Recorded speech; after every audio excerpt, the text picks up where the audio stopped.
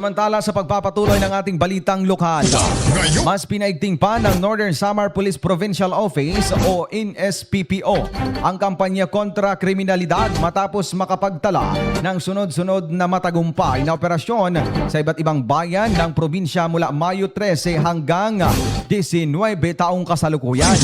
Sa ilalim ng kampanya kontra illegal na droga, 5 drug personalities ang naaresto ng Katarman Municipal Police Station, kabilang na ang 3 high-value individuals at 2 street-level individual.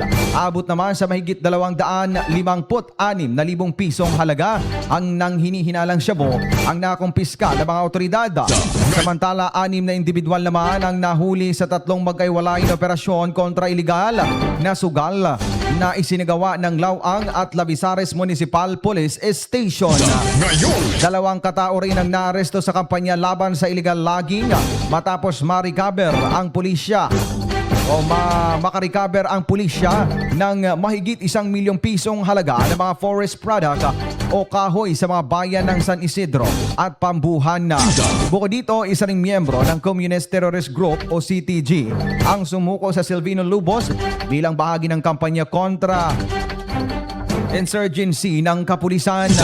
Samantala, 11 wanted person din ang nadakip ng NSPPO, kabilang ang isang provincial most wanted person sa bayan ng Palapag na nahaharap sa kasong statutory rape. Ayon kay Acting Provincial Director Police Colonel